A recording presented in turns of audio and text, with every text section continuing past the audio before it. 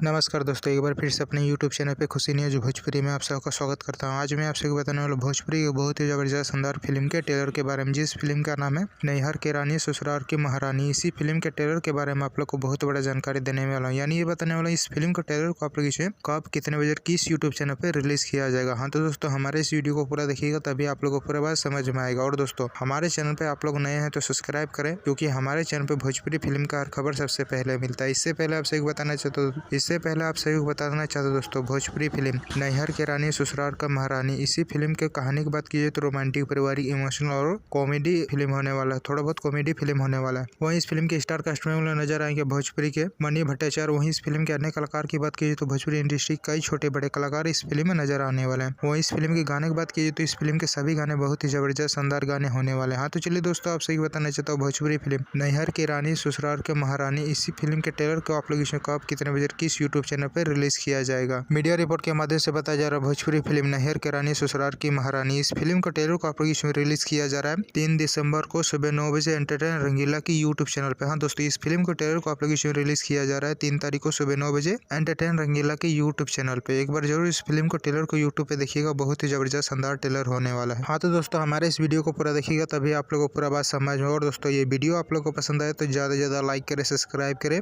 धन्यवाद दोस्तों।